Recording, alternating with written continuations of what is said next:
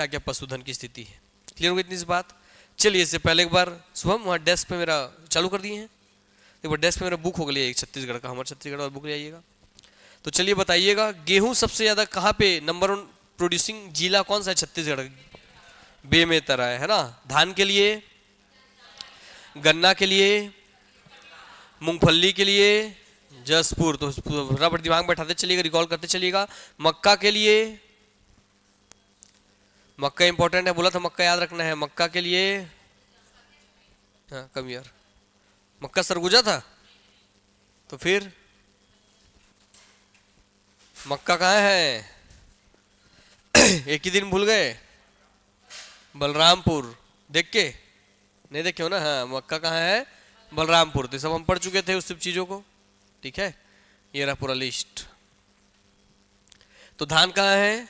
जांजगीर चांपा। सूरजमुखी जांजगीर चांपा। चना कहाँ पे? राजनांदगांव। तुअर कहाँ पे? राजनांदगांव। मसूर कहाँ पे? राजनांदगांव। सोयाबीन कहाँ पर? राजनांदगांव। रागी कहाँ? कोंडागांव। उड़द कहाँ? कोंडागांव। कुल्थी कहाँ? कोंडागांव। मक्का कहाँ? बलरामपुर। तिल कहाँ? बलरामपुर। राई सरसों कहाँ? बलरामपुर। बाजरा कहाँ? सरगुजा। अलसी कहाँ? सरगुजा। मूंगफली कहाँ? जसपुर। रामतिल कहाँ? जसपुर। तो तिल कहाँ पर है? बलरामपुर में। रामतिल कहाँ पर है? जसपुर में। याद रखना, तिल कहाँ? बलरामपुर और रामतिल अपना जसपुर। कोदो कुटकी बस्तर। गेहूं कहाँ? बेमेतरा। ज्वार कहाँ? सुकमा। जौ कहाँ? सूरज। तिवड़ा या लकड़ी कहाँ? मुंगेली। मटर कहाँ? बालोद। गन्ना कहाँ? कबीरधाम। कपास कहाँ? बेमेतरा। और मूंगवोट कहाँ? रायगढ़। तो सबको याद किए थे, भूलना नहीं है इसको। कम मोनिका आ जाओ। चलिए सबको पढ़ने और समझने के पश्चात आज हमको पढ़ना है मत्स्य विकास और पशुधन। हम लोग देखना चालू करते हैं। आइए देखना चालू करते हैं हमारा मत्स्य विकास पशुधन। तो छत्तीसगढ़ में मत्स्य विकास 2022-23 का डाटा पढ़ रहे हैं मेरे साथ अभी, है ना। तो बताइए मत्स्य विकास में जब आप देख रहे हैं तो सबसे पहला चीज जो आपको दिख रहा है, क्या दिख रहा है कि प्रदेश में कुल जल क्षेत्र उपलब्धता, कुल कितना जल क्षेत्र उपलब्ध है हमारे पास? क्या बोलेंगे? 1.9 लाख हेक्टेयर। कितना बोलेंगे? तो लगभग 2 लाख हेक्टेयर के आसपास कितना है हमारे पास जल क्षेत्र मौजूद है। क्या मौजूद है? जल क्षेत्र मौजूद है। कितना मौजूद है? हाँ कितने? लगभग 2 लाख, या ऐसे बोलेंगे 1.9 लाख हेक्टेयर। कितना? क्लियर हो गई बातें? मछली पालन अंतर्गत विकसित जल क्षेत्र, मछली पालन के अंतर्गत कितना जल क्षेत्र विकसित किया गया है? तो क्या बोलेंगे? 1.961 लाख हेक्टेयर। कितना? तो 1.999 में से 1. कितना? 961। क्या? तो बोलो 1.999 में से 1.961। क्या? फिर से बोलो। हाँ तो इतने जल क्षेत्र में से कितने जल में मछली पालन हो रहा है? 1.961। कितने में से? 1.999 लाख हेक्टेयर में से। और ये इसका कितना परसेंट है? तो 98.09% है। कितना है? यस। तो कुल जल क्षेत्र का प्रतिशत कितना हो गया भैया? 98.09%। तो छत्तीसगढ़ में कितने प्रतिशत जल में मछली पालन की जाती है? कितने प्रतिशत? कुल जल क्षेत्र कितना है? उसमें से कितने मछली पालन हो रहा है? हाँ कितना परसेंट है वो उसका? 98.09%। मछली उत्पादन में छत्तीसगढ़ का स्थान कितने नंबर पर? छत्तीसगढ़ 6वें नंबर पे। तो यार मछली का 6 से 6वां, मछली में 6 आता है, 6 से 6वां, ये छत्तीसगढ़ भी 6वां। तो यार ये मछली में कितने नंबर पे हम आते हैं? 6वें नंबर पर। कितने नंबर पर? 6वीं। तो मछली के उत्पादन में हम आएंगे 6वें नंबर। मछली बीज के उत्पादन में हम आते हैं कितने नंबर पर? तो 5वें नंबर पर। किसमें? 5वें। तो मछली उत्पादन में, मछली बीज उत्पादन में, तो ये दोनों चीज अलग अलग है। मगर ध्यान देना कि एग्जाम हड़बड़ाक मत पढ़ना। मछली उत्पादन बोला कि मछली बीज का उत्पादन बोला है, बात को ध्यान रखना। क्लियर? जैसी बीज लगेगा आंसर बदल जाएगा रैंकिंग का। तो मछली उत्पादन कितने नंबर पे हम लोग हैं? 6वें नंबर पे। और मछली बीज उत्पादन में 5वें नंबर पर है। चलिए मछली बीज, उसके छोटे छोटे लार्वा जैसे होते हैं। मछली जो अंडे देते हैं ना, मछली का अंडा, छोटे छोटे लार्वा होते हैं उसको तो मछली बीज का उत्पादन। तो क्या कि मछली बीज का उत्पादन सबको नहीं करते, जो बड़े बड़े खेती किसान है ना, मछली बीज का उत्पादन लैब वगैरह में किया जाता है। बहुत सिक्योर करके करना पड़ता है मछली बीज का उत्पादन, तो हर कोई नहीं करता मछली बीज उत्पादन।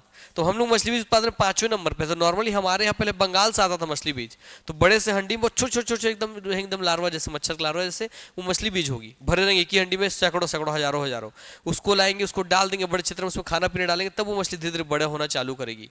तो हम लोग क्या करते हैं, सीधा मछली पालन करते हैं, बीज दूसरे से मंगवा लेते हैं, उनको बीज को डाल करके बड़ा करके बेचते हैं, क्योंकि बीज मिलता है सस्ता। 1 रुपये 10 रुपये मिल गया आपको, 100 पीस मिल गया बीज। और मछली कितनी मिलती है, 1 किलो का हो गया भाई 200 रुपये प्राइस, इस तरीके से। तो मछली बीज मतलब उसके अंडों को खरीदना और कुछ नहीं है ना। हाँ, तो मछली बीज मतलब अंडों को खरीदना, और मछली उत्पादन मतलब मछली को बड़ा करके बेचना, ठीक है। तो मछली बीज के उत्पादन हम कितने नंबर पे आते हैं, 5वें नंबर पे। और मछली के उत्पादन कितने नंबर पे आते हैं, तो बीज मतलब उसका अंडा, और भाई मछली मतलब पूरा वयस्क मछली। क्लियर हो गई बातें, ध्यान रखना। आओ चलो पशु संगणना 2019 देख लीजिए। हालांकि 2019 के बाद गणना आगे हुआ ही नहीं है, तो इसी डाटा को अभी भी आपको याद रखना है, इसी कोई पूछता है। प्रदेश में कुल पशुधन कितना है, 59 करोड़। मतलब कुल कितने पशु हैं, तो कितने, मतलब लगभग 1.5 करोड़ पशु है हमारे पास। कितना पशु है, 1.5 करोड़। कितना पशु है, 1.5 करोड़, 1.59 करोड़। क्या बोलोगे, हाँ, तो पहले कैसे याद रखो, ऊपर ऊपर कितना, लगभग 1.5 करोड़, और अंदर जाएंगे तो 1.59 करोड़। क्लियर हो गई बात है, ठीक है। इसमें कुक्कुट और बत्तख पक्षी धन, कुक्कुट और बत्तख मतलब पक्षी धन हमारे पास कितना है, तो 1.87 करोड़। तो पशुधन कितना है, 1.59 करोड़, और भाई पक्षी धन कितना है, तो 1.87 करोड़। क्लियर हो गई बात है। कुक्कुट और बत्तख पालन मतलब जितने मछली उछली ना, मुर्गी सुर्गी सब इसमें आ जाते हैं। क्लियर हो गई बात है। जितने भी गाय भैंस भेड़ बैल ये सब इसमें आ जाते हैं, बकरी वकरी, ठीक है। तो इसमें बड़े बड़े पशु आ जाते हैं, इसमें पक्षी वाले प्रजाति के लोग आ जाते हैं। तो पशु में हमारे पास कितने हैं, 1.59 करोड़। पक्षियों कुक्कुट में कितने हैं, 1.87 करोड़। दोनों डाटा याद रखना, 2019 के बाद से बदला नहीं है, इसी डाटा को हर बार पूछता है। तो पशुधन कितना है, अब भाई कुक्कुट बत्तख कितना है, तो याद रखना 1.5 1.8, ये इतना याद रहेगा ना, 1.5 1.8। चलिए, कितने प्रतिशत जल मछली पालन होता है, तो 98%, 98.09%। कितना जल क्षेत्र है, 1.999। मछली के अंतर्गत 1.961। ठीक, अब इसके साथ देखते हैं, यहाँ पे आओ। पशुधन विकास हेतु नवीन प्रजनन प्रक्षेत्र। भाई पशुधन में विकास करना है आपको, तो भाई प्रजनन करवाना पड़ेगा, अच्छे किस्म के नस्ल के जानवरों को पैदा करना पड़ेगा, जिसके लिए आपके छत्तीसगढ़ में नए नए प्रजनन प्रक्षेत्र बनाए गए हैं। क्लियर हो गई बात है, देखते हैं। तो नवीन बकरी प्रजनन प्रक्षेत्र कहाँ पर है, तो छत्तीसगढ़ में कहाँ पर बकरी प्रजनन प्रक्षेत्र है, तो कहाँ का है, सरोरा, रायपुर और रामपुर, ठाटोपुर, कबीरधाम। कहाँ कहाँ है, तो भाई ये कौन सा प्रजनन प्रक्षेत्र है, बकरी। कौन सा है, बकरी। तो बकरी प्रजनन प्रक्षेत्र कहां पर है, तो सरोरा, रायपुर, रामपुर, ठाटापुर, कबीरधाम। तो पहले जिले याद रखो, कौन कौन जिले में बकरी जुड़ा हुआ, तो बकरी के र से कबीरधाम, बकरी के र से रायपुर। ऐसे बोलो, कहाँ कहाँ, बकरी के र से कबीरधाम, बकरी के र से रायपुर। कबीरधाम में कहाँ है भैया आपका, तो रामपुर, ठाठापुर, और रायपुर में कहा है, तो सरोरा। क्लियर हो गई बातें, तो याद रखना। तो क्या बोलेंगे, बकरी के रस से कबीरधाम, बकरी के रस से रायपुर, कबीरधाम के रस से रामपुर, ठाठापुर, रायपुर के रस से सरोरा। क्लियर हो गई इतनी बातें। चलिए, अब सुकर पालन, सुअर मतलब सुअर का पालन जो करते हैं उसको बोल रहा है। सुगर पालन कहाँ पे होता है, तो 3 जगह दिख रहा है आपको नाम। एक का है सकोला अंबिकापुर, परचनपाल जगदलपुर, और कुनकुरी जसपुर। तो कौन कौन सा जिला है, पहले एक उत्तर दिख रहा है आपको, एक उत्तर, 2 उत्तर और एक दक्षिण, 2 उत्तर और एक दक्षिण। तो उत्तर में कहाँ पे, सकोला अंबिकापुर और कुनकुरी जसपुर। पहले उत्तर खत्म कर लो, कहाँ कहाँ है, सकोला अंबिकापुर, कुनकुरी जसपुर। नीचे कहाँ है, परचनपाल बस्तर। कहाँ पर है, परचनपाल बस्तर, ध्यान रखना। तो ये किससे जुड़ा हुआ भाई, तीनों क्षेत्र सुकर पालन से। किससे, सुकर पालन से। अब पशु प्रजनन केंद्र देख लीजिए, है ना, ये पशु प्रजनन केंद्र है जो गाय वैसे सबसे जुड़ा हुआ है। क्लियर हो गई बातें। यह है सरकंडा बिलासपुर, आपके बिलासपुर के सरकंडा में है। फिर पिंडरा गोरेला पिंडरा मरवाही के पिंडरा में, फिर चंदखुरी रायपुर में, और अंजोरा दुर्ग में। तो कहाँ का दिख रहा है पशु प्रजनन प्रक्षेत्र, सरगंडा बिलासपुर, चंदखुरी रायपुर, गोरेला पिंडरा मरवाही हो गया, पिंडरा और अंजोरा दुर्ग। तो पहले जिला जिला दिमाग में बैठाओ। चलो अभी पूरे को एक साथ याद करेंगे, ठीक है, सब एक साथ पढ़ना पड़ेगा आपको। यहां से, हाँ यहां से इतने, चलो उठे। नवीन बकरी को एक बार देखिए, फिर सुकर को देखिए, फिर पशु प्रजनन देखिए, सबको एक साथ पूछेंगे अभी इसी वक्त। ये वाला बुक है ना सबके पास, इसमें हर दिन टिक करके चल रहे हो ना, इसी बुक से पढ़ा रहे हैं आप लोगों को, तो इस बुक का ध्यान रखना है। इस बुक टिक करते हुए चल चलना कितना कंप्लीट हो रहा है, और टिक करना बहुत जरूरी है। जो पढ़ते जा रहे हो उस पेज में टिक करते जाना अच्छे से खत्म करने के बाद, ताकि जब दोबारा आप खोलते हो तो टिक आपका कॉन्फिडेंस बढ़ाता है।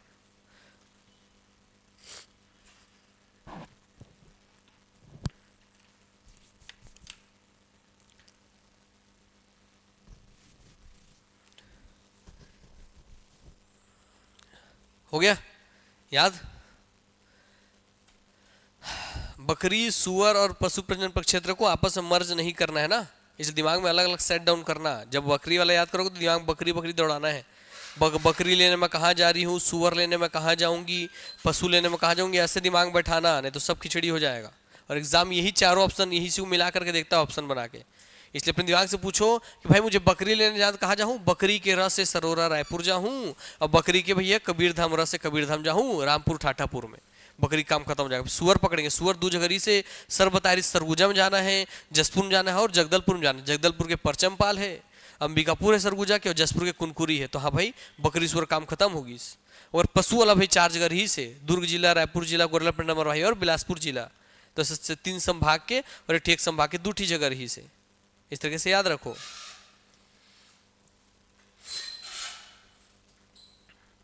हो गया? इतना ही समय तो लगना था जितना बताया मैं, है कि नहीं? तो हो गया। चलो, सरकंडा बिलासपुर, पिंडर मरवाई का ये बिलासपुर से दो हो गए, एक ठो रायपुर से, एक ठो दुर्ग से। रायपुर का चंदखोरिया, दुर्ग अंजोरा। ठीक, चलिए याद हो गया ना? चलिए आगे बढ़ते हैं फिर। छत्तीसगढ़ राज्य पशुधन विकास अभिकरण, ठीक है, छत्तीसगढ़ राज्य पशुधन के विकास के लिए एक अभिकरण बना दिया गया। क्लियर हो गई बातें? एक ऐसा समझ लीजिए आप विभाग बना दिया गया जिसको शक्ति दे दी गई, जो किस क्षेत्र में काम करेगा? पशुधन के विकास के क्षेत्र में काम करेगा। तो इसका गठन कब हुआ? छत्तीसगढ़ राज्य पशुधन विकास अभिकरण का स्थापना कब किया गया? जून 2001 में। कब किया गया? तो उसको ऐसे याद नहीं रहेगा, इसको याद रखना कि जैसे हमारा राज्य बना उसके 1 साल बाद ही भैया हम लोग पशु पे काम करना चालू कर दिया। कब? 1 साल बाद ही। तो बना 2000 में, काम कब चालू कर दिया आप? 2001 से। तो पशुओं को कितना वैल्यू दिया जाता था शुरुआत से ही। क्लियर हो गई बातें? चलिए, तो जून 2001। उद्देश्य क्या था इसका? नाम में दिए पशुधन का विकास करना। तो वही चीज देखिए, पशु संवर्धन से संबंध राष्ट्रीय गौवंशीय, भैंसवंशीय पशु प्रजनन परियोजनाओं के संचालन और नियंत्रण करना। तो जितने गौवंश वाले हैं, भैंस वंश वाले हैं, उन सब में भैया पशु प्रजनन परियोजना के लिए संचालन और उसका नियंत्रण करना। माने इनके अंतर ही, छत्तीसगढ़ राज्य पशु विकास अभिकरण के अंतर्गत ही इन सब का भाई मैनेजमेंट वगैरह होता है ना। खाने के लिए वहाँ पे उनका खाद जाना, उनका खाना जाना, बीज जाना, जो भी चीज़ उनको खिलाया पिलाया जा रहा है, मेंटेनेंस जाना, आदमी रखना, आदमी का पेमेंट खर्चा सब कौन संभाल रहा है? यही संभाल रही है। क्लियर हो गई इतनी बात? तो ध्यान रखिएगा। ठीक, चलो आओ अब इधर देख लो कुछ चीज, इंपॉर्टेंट चीजें। कृषि संबंधी कुछ महत्वपूर्ण संस्थान के बारे में देख लीजिए। इनको सीधा एक एक लाइन में पूछता है, एक एक लाइन में बनते हैं क्वेश्चन सीधा आपके एग्जाम में। चावल अनुसंधान केंद्र कहां पर है? जोर से बोलेंगे, कहां पर छत्तीसगढ़ चावल अनुसंधान केंद्र कहां पर है? कहां पर है? हाँ, तो चावल में लाभ है इसलिए लाभ वाली हंडी है ना, लाभांडी रायपुर। कृषि अनुसंधान केंद्र, तो कृषि से जुड़ा हुआ रिसर्च करने वाला का केंद्र कहां पर है? हाँ। कोसा से जुड़ा अनुसंधान केंद्र कहां पर है? बस्तर। चाय संवर्धन केंद्र कहां पर है? जसपुर, क्योंकि बागानी क्षेत्र के लिए फेमस है चाय आपका, जसपुर है ना।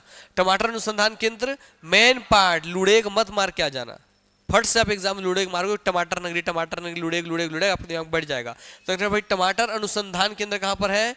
Main part. कहां पर है? मेन पार्ट में। टमाटर की राजधानी कौन है? तब लुड़ेग आएगा। कौन आएगा तब? हाँ, तो जब टमाटर की राजधानी बोलेगा तो लुड़ेग जसपुर आएगा। वह टमाटर अनुसंधान केंद्र कहाँ है? तो मेन पार्ट में है। प्रथम जैविक हाट बाजार कहाँ पर खोला गया है? तो छत्तीसगढ़ का प्रथम जैविक हाट बाजार, यस, यहाँ सब ऑर्गेनिक चीजें बेची जाती है ना, जो ऑर्गेनिक खाद से उगाई जाती है। एशिया की सबसे बड़ी इमली मंडी कहाँ पर है? पूरे एशिया महाद्वीप की सबसे बड़ी इमली मंडी कहाँ पर है? जगदल बस्तर में है, याद रखना। कृषि मशीनरी परीक्षण प्रयोगशाला, तो कृषि जुड़ी जो भी मशीन है उनका परीक्षण का प्रयोगशाला कहां पर है? रायपुर में। इन सबको भैया पूछता है। क्लियर हो कितनी बातें? चलिए आंखें बंद कीजिए, पूरे इस पेज को पूछेंगे फटाफट। ठीक, आंख बंद कर लो, फटाक से आंख बंद कर लो। जितना याद होगा याद बताना, जो भूलोगे उसको ध्यान रखना कि हाँ यहाँ भूल रही हूँ, इसको मुझे देखना है। कब बताएंगे प्रदेश में कुल जल क्षेत्र कितना उपलब्ध है? तो 1.999। क्या बोलेंगे? 1.999 लाख हेक्टेयर, ठीक है। और जो बाद में हम लोग देखते रहो डाटा ताकि उनका रिवीजन हो जाए, जो जो आए थे उनसे पूछा जा रहा है। उसमें से 1.999 लाख हेक्टेयर में कितने में मछली पालन की जाती है? तो 961 में मछली पालन की जाती है। वो 1.961 1.999 का कितना परसेंट है? तो छत्तीसगढ़ में कितने प्रतिशत जल में मछली पालन की जाती है? 98.09% में। हम मछली के उत्पादन कितने नंबर पे आते हैं? और मछली बीज के उत्पादन में 5वें नंबर पर। प्रदेश में कुल कितने पशुधन हैं? 1.59 करोड़। 1.59 करोड़ वहां कितने हैं हमारे पास यहाँ पशुधन है। तो भाई बताइए छत्तीसगढ़ में कुल कितने पशुधन है? भूल जाओगे तो मेरे बोलने का इंतजार करना है, उसको सुन लेना है कि हम इसको भूल रहा हूं या भूल रही हूं। उसके बाद लास्ट फिर जब पूछूंगा तब उसको रिकॉल करना है। जिसको भूलोगे उसको 2-3 बार वही रिकॉल करना, मेरे पे सुनना, आंख खोल के नहीं देखना, आंख बंद रखिए अपने अपना आप लोग, ठीक है। चलिए, तो भाई प्रदेश में कुल कितने पशुधन है? कितने हैं? उसमें से कुक्कुट या बत्तख या टोटल पक्षी धन कितने हैं? है ना, कुल कितने, उसमें से नहीं, कुल कितने पक्षी धन है? तो 1.87 करोड़। कितना है? 1.87 करोड़, ठीक है। अब आते हैं भाई हम लोग पशुधन विकास हेतु नवीन प्रजनन प्रक्षेत्र के टॉपिक पर। दिमाग को अपना ले आना। नवीन बकरी प्रजनन प्रक्षेत्र, पहले आप जिला दोहराएंगे कि बकरी के लिए आपको कौन से 2 जिला जाना है? तो आपको बकरी लेने जाना है भैया कहा? रायपुर और कबीरधाम। तो बोलो बकरी के र से रायपुर, बकरी के र से कबीरधाम। फिर रायपुर में कहा जाना है प्यारे मोहन? सरोरा में। और कबीरधाम में रामपुर ठाठापुर। कहां पर? चलिए, अब सुगर लेने हमको जाना था, पहले सुगर में जिला दोहराएंगे। सुगर लेने हमको कहां जाना है? अंबिकापुर। दूसरा जसपुर, ऊपर का खत्म करना था। तीसरा जगदलपुर। अंबिकापुर में कहां पर? सरगुजा अंबिकापुर। जसपुर में कहां पर? कुनकुरी जसपुर। और बस्तर में कहां पर? तो भैया परचनपाल बस्तर या जगदलपुर। परचनपाल बस्तर या जगदलपुर। क्लियर हो गई इतनी इस बात? चलिए, तो सुअर प्रजनन प्रक्षेत्र के लिए 3 जगह जाना है, सरगुजा, जसपुर, बस्तर। कहां कहां जाना है? सरगुजा, जसपुर, बस्तर। ऊपर संभाग में 2 जिले, सरगुजा जिला, उसके बगल में जसपुर जिला, और ऊपर अवस्थित है दक्षिण में कौन सा जिला? बस्तर जिला। सरगुजा में कहां पर? अंबिकापुर। सरगुजा में कहां पर? सकोला। और अंबिकापुर में कहा? सकोला अंबिकापुर। कहां पर? सकोला अंबिकापुर। कुनकुरी जसपुर और परचनपाल बस्तर। हाँ, अब पशु प्रजनन केंद्र आ गया है। क्लियर हो गई बातें? जिसकी संख्या है 4। तो पहले बिलासपुर संभाग में 2 जिले आएंगे, फिर रायपुर संभाग और दुर्ग संभाग। तो रायपुर बिलासपुर संभाग कौन से 2 जिले आएंगे? बिलासपुर और गोरेला पेंड्रा मरवाही जिला आएगा। रायपुर में रायपुर जिला ही आएगा और दुर्ग में दुर्ग जिला ही आएगा। अब बिलासपुर में कहा? तो सरकंडा। गोरेला पेंड्रा मरवाही कहा? तो पेंड्रा। रायपुर कहा? तो चंदखुरी। रायपुर कहा? तो चंदखुरी। और दुर्ग कहा? तो अंजोरा। कहां पर? अंजोरा। याद रखेंगे, ठीक। और जो सुकर पालन आप पढ़े थे उसमें जो जसपुर का कुनकुरी है वो नवीन सुकर पालन प्रक्षेत्र निर्माणाधीन के अंतर्गत है। तो भाई जसपुर वाला क्या है? अभी निर्माणाधीन है। इसके साथ साथ चलिए अब हम पढ़ लेते हैं छत्तीसगढ़ राज्य पशुधन विकास अभिकरण का निर्माण या स्थापना किस वर्ष हुआ था? याद रखने का टेक्निक क्या था कि जैसे ही राज्य बना उसके अगले ही साल हम क्या कर दिए? पशुओं पे ध्यान देने लगा। इसलिए याद क्या रह गया हमको? 2000 में बना तो 2001 याद रह गया।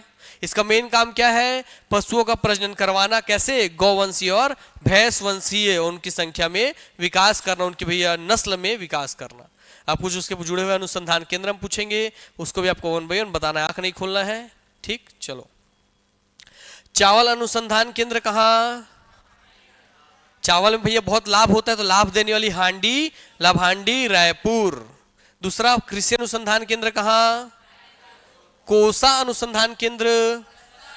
चाय संवर्धन केंद्र, टमाटर अनुसंधान केंद्र, टमाटर की राजधानी, हाँ, प्रथम जैविक हाट बाजार गरियाबंद। कहां पे?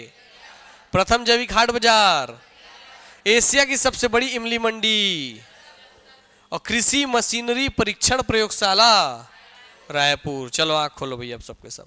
अब एक बार ध्यान से देख लो कि सर हम कौन कौन से हिस्सा भूल रहे थे, उस डाटा को एक बार देखिए और एक बार फटाक से फिर तेजी से मैं पूछूंगा। अब सबको याद होना चाहिए। एक बार मैं दोहरा रहा हूं, बहुत लोग बाद में आए हो इसलिए, फिर आप सबसे पूछूंगा। चलिए और टाइम से कीजिए वरना लॉस हो जाता है। प्रदेश में कुल जल क्षेत्र, तो हमारे पूरे छत्तीसगढ़ में टोटल जल क्षेत्र कितना है? 1.999 लाख हेक्टेयर। कितना है सब बोलेंगे? बैठे नहीं रहना, मुंह से बोलते जाना। कितना है? उस 1.999 में से कितने लाख में भैया मछली पालन होती है? 1.961। कितने में? तो 1.999 1.961। बोलिए दो बार, फिर से बोलिए 1.999 1.961।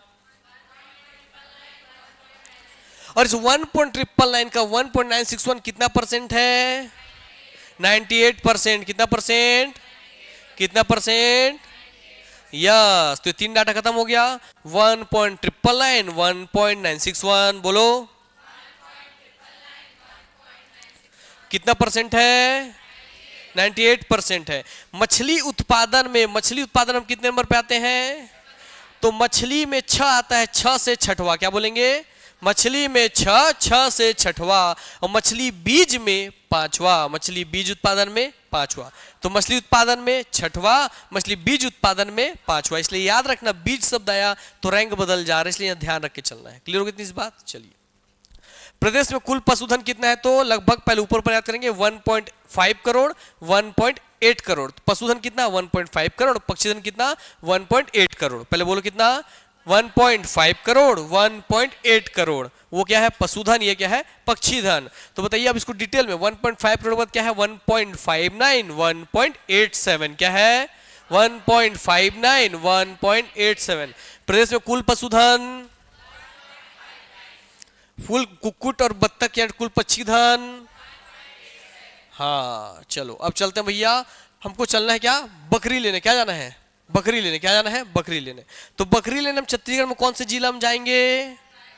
तो यहाँ ऐसे नहीं भूल जाओगे, फिर आने वाले से बोलो बकरी के र से रायपुर, बकरी के र से कबीर धाम। क्या बोलोगे? हाँ, तो बकरी लेने पर जिला बैठी दिमाग में, बकरी में क्या जाना है? तो बकरी शब्द तो आएगा, सब भूल जाओगे। देखो आप एग्जाम में बकरी शब्द तो याद रहेगा ना, बकरी तो आपका क्वेश्चन आएगा। तो बकरी में र पकड़ क्या करना? बकरी के र से रायपुर, बकरी के र से कबीर धाम। ऐसे क्वेश्चन में ही आंसर छुपा दो ताकि दिमाग में लोड न रहे। क्लियर हो गया? तो क्या बोलेंगे? बकरी के र से रायपुर, बकरी के र से कबीर धाम। रायपुर में कहा? तो हाँ, तो रायपुर के र से सरोरा, और भैया कबीर धाम के र से रामपुर ठाठापुर। हो गया इतना बात? तो बोल क्या बोलेंगे? सरोरा, रायपुर, रामपुर, ठाठापुर, कबीर धाम। अब आप पूरा ट्रिक एक बार दोहराना। बकरी के लिए पहले कौन सा जिला जाएंगे? बकरी के र से रायपुर, बकरी के र से कबीर धाम। बकरी के र से रायपुर में, रायपुर के र से सरोरा, अब ये कबीर धाम के र से रामपुर ठाठापुर। ये र करके बोलते चलना है। क्लियर होगी इतनी बात? बकरी के काम के बाद आ जाएंगे सुगर के पालन में। अब सुअर पालने हम चलेंगे सीधा सरगुजा संभाग, सीधा बस्तर संभाग। सरगुजा में 2 जगह, एक सरगुजा और एक आपका जसपुर। क्लियर हो गई बातें? और बस्तर सीधा कहा? बस्तर। तो सरगुजा में कहा? कौन से 2 जगह? सरगुजा और जसपुर। बस्तर में कहा? सीधा बस्तर। सरगुजा में कहा? तो अंबिकापुर। अंबिकापुर में कहां पर? तो कहां पर? कहां पे? तो सकालो बोले सकोला बोले एक ही बात है। क्लियर हो गई? सकालो सकोला जैसा भी लिखे भैया, वो कालो कोला कोका कोला इसी का बात कर रहा है, समझ जाना, शब्द में मत जाना। तो सकालो कहा? अंबिकापुर। जसपुर में भैया कहा? कुनकुरी। और बस्तर में कहा? तो परचनपाल। क्लियर हो गई बातें? तो बताओ सुअर पालन कहाँ जाओगे? 3 जिले जाएंगे सर, उत्तर में सीधा, दक्षिण में सीधा। उत्तर में कहा? तो सरगुजा और जसपुर। सरगुजा में कहा? अंबिकापुर। अंबिकापुर में कहा? सकालो। जसपुर में कहा? कुनकुरी। बस्तर में जगदलपुर। जगदलपुर में परचनपाल। क्लियर हो गई बात? चलो ये भी खत्म हो गया। और यहाँ कुनकुरी जसपुर वाला नवीन सुगर पालन प्रक्षेत्र है जो कि निर्माणाधीन है। तो कौन सा निर्माणाधीन है? कुनकुरी जसपुर वाला। अब आते हैं पशु प्रजनन प्रक्षेत्र पर। ठीक है, तो इस कितने पशुओं के प्रजनन प्रक्षेत्र कितने हैं? 4। कितने हैं? 4। अब 4 जिले याद रखो। बिलासपुर संभाग के 2 जिले, दुर्ग संभाग का एक जिला और रायपुर संभाग का एक जिला। क्लियर हो गई बातें? क्या बोलोगे? बिलासपुर का 2, रायपुर का 1, दुर्ग का 1। दिमाग में ऐसा बैठ गया। अब बिलासपुर का 2 कौन है? ऊपर गौरेला पेंड्रा मरवाही, नीचे बिलासपुर। क्या बोलोगे? ऊपर गौरेला पेंड्रा मरवाही, नीचे बिलासपुर। रायपुर में रायपुर, दुर्ग में दुर्ग। इतना पहले जिला बैठ गया। अब गौरेला पेंड्रा मरवाही में पेंड्रा, बिलासपुर में सरकंडा, रायपुर में चंदखुरी, दुर्ग में अंजोरा, क्लियर होगी इतनी इस बात? चलिए अब पशु बोलेगा, छत्तीसगढ़ राज्य पशुधन के विकास का अभिकरण कब बनाया गया? तो 2001। भूल जाएंगे सन, इतना सारा सन है, पीछे बहुत सारे सन पड़े, कैसे याद रखना है? जब राज्य बना उसके 1 साल बाद ही राज्य एक्टिव हो गया पशुधन के लिए। कब? 1 साल बाद ही। 1 साल बाद क्या होगा? 2000 में आप बने हैं तो 1 साल बाद क्या बनेगा? विकास अभिकरण 2001 में। इतना याद हो गया। और इसका मुख्य काम क्या है? पशुधन में विकास करना, पशु संवर्धन से संबद्ध राष्ट्रीय गौवंशीय और भैंसवंशीय पशु प्रजनन परियोजनाओं के संचालन और नियंत्रण करना। ठीक, अब याद रहता है अनुसंधान केंद्र वाले पे, फिर हमारे पेज पूरा हो जाएगा अच्छे से खत्म। एकदम रॉकेट की स्पीड में बोलना है बेटा सब। चावल अनुसंधान केंद्र कहां पर? तो याद रखना भाई, चावल बहुत लाभ देता है। एक ऐसी हंडी है जो बहुत लाभ दे, लाभांडी। क्या? चावल लाभ देने वाली हंडी में है। क्या है? चावल लाभ देने वाली हंडी में। तो लाभांडी कहां? रायपुर। तो चावल अनुसंधान केंद्र लाभांडी रायपुर कहां पर है? कहां पर है? और चावल अनुसंधान केंद्र कहां? तो लाभांडी रायपुर। कृषि अनुसंधान केंद्र कोसा अनुसंधान केंद्र। तो भाई चावल और कृषि अनुसंधान केंद्र तो रायपुर में है, मगर कोसा कहां है? कोसा कहां है? तो कोसा का सा, बस्तर का स। क्या बोलेंगे? फिर आपको बताया था कि बागवानी के लिए लेटराइट मिट्टी अच्छी होती है। तो भाई लीची की खेती, चाय की खेती, आजकल जितनी ड्रैगन फ्रूट की खेती, आजकल जितने बागानी खेती कहाँ होते हैं? जसपुर में। इसलिए बागानी में कौन आ गया? चाय का बागान होता है ना, चाय की खेती। चाय का क्या होता है? बागान। तो चाय का बागान, तो चाय संवर्धन केंद्र कहाँ होगा? जसपुर। क्योंकि कौन सी मिट्टी है? लेटेराइट। और कैसा हुआ प्रदेश है? पाट प्रदेश। तो पाट प्रदेश ही चाहिए होता है। दूसरा आ जाते हैं टमाटर अनुसंधान केंद्र। ये कहां पर है? तो टमाटर अनुसंधान केंद्र बोले तो मैन पार्ट में, टमाटर की राजधानी बोले तो लुड़ेक जसपुर। इसलिए शब्द ध्यान सुनना है। अनुसंधान केंद्र बोले कि राजधानी बोले, तो टमाटर अनुसंधान केंद्र मैन पार्ट, टमाटर अनुसंधान केंद्र मैन पार्ट, और टमाटर की राजधानी तो लुड़ेक जसपुर। प्रथम जैविक हाट बाजार कहां पर है? जैविक हाट बाजार एशिया की सबसे बड़ी इमली मंडी। तो इमली खाने कहां जाओगे भैया? हाँ, और वहां साथ में और कौन सा जानवर मिल रहा था? ऊपर में सुअर पालन भी है, याद रखना है ना। हाँ, और कृषि मशीनरी परीक्षण प्रयोगशाला रायपुर। याद हो गया? चलो आंख बंद करो, फटाफट पूछेंगे एक बार आप लोग भाई, फटाक से ऊपर वाला डाटा देखना, देख लो। 1.999, 1.961, 98%, छठवा, पांचवा 1.59, 1.87, बाकी सब तो भी पढ़े हैं। ठीक, कोशिश करेंगे बोलने का फटाफट। जो भूलेंगे उसको छोड़ देना, आगे बढ़ने की कोशिश करना। जो भूलोगे आंख खोला, फिर देखना हाँ ये भूल रही थी, उसको बस ध्यान देके एक बार देखना। क्लियर हो गया इतना इस बात? चलिए आंख बंद कर लीजिए सबके सब ईमानदारी से, ताकि आप खुद को जज कर सकें। ठीक है, कोई बात नहीं, आप लोग बंद कर लीजिए, जितना याद होगा ठीक है, कोई या नहीं होगा तो कोई दिक्कत नहीं है, बंद कर लीजिए। नहीं होगा तो ध्यान से सुनेंगे, आंख बंद करके सुनेंगे, उससे माइंड फोकस्ड होता है ना। चलिए बोलेंगे भाई बताइए प्रदेश में कुल कितना जल क्षेत्र है? तो 1.999 लाख हेक्टेयर। उसमें से कितने मछली पालन होता है? तो 1.961। क्लियर? तो कुल कितना जल क्षेत्र? 1.999। कितने मछली? 1.961। कितना परसेंट? 98%। मछली उत्पादन, जोर से, मछली उत्पादन, मछली बीज उत्पादन, कुल पशुधन, हाँ 1.59। पक्षी धन उत्पादन 1.87। अब चलेंगे बकरी पर। बकरी कहाँ जाएंगे लेने? तो हम लोग आपका,